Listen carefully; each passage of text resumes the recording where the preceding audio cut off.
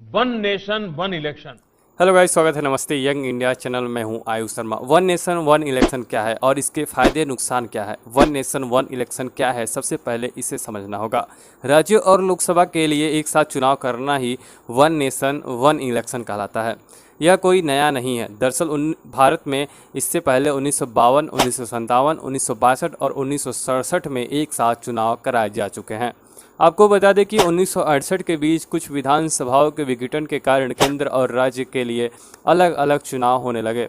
तब से भारतीय चुनाव प्रणाली केंद्र और राज्यों के लिए अलग अलग चुनाव कराती है। इसके बाद 1983 में चुनाव आयोग की वार्षिक रिपोर्ट में एक साथ चुनाव कराने का विचार फिर रखा गया।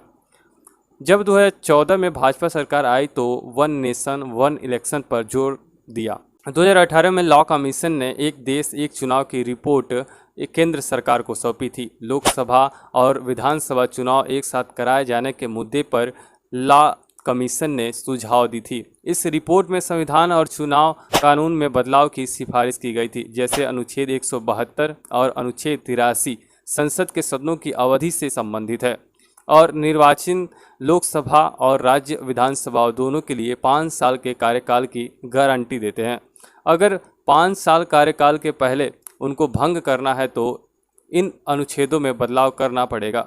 लोक प्रतिनिधित्व अधिनियम के साथ साथ संसदीय प्रक्रियाओं में भी संशोधन की आवश्यकता होगी। वन नेशन वन इलेक्शन के फायदे क्या हैं?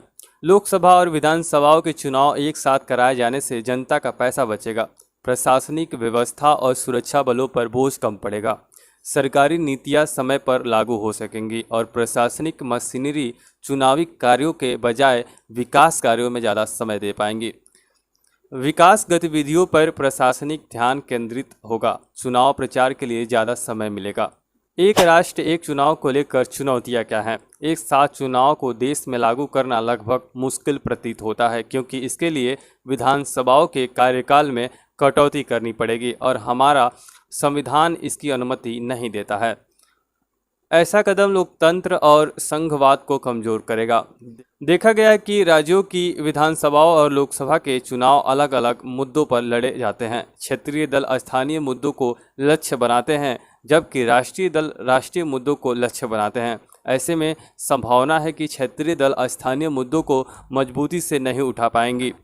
मौजूदा समय में जब लगभग सभी क्षेत्रीय पार्टियां बैलेट पेपर से चुनाव करने की मांग कर रही हैं, यदि चुनाव एक ही समय में कराए जाए तो चुनावी परिणाम बहुत देर से घोषित हो पाएंगी। संवैधानिक संशोधन की आवश्यकता होगी। अनुच्छेद 83 इसमें कहा गया है कि लोकसभा अपनी पहली बैठक की तिथि से 5 वर्ष तक होगा। अनुच्छेद 85 यह राष्ट्रपति को लोकसभा को भंग करने का अधिकार देता है। अनुच्छेद 172 इसमें कहा गया है कि विधानसभा का कार्यकाल उसकी पहली बैठक की तारीख से 5 वर्ष तक होगा।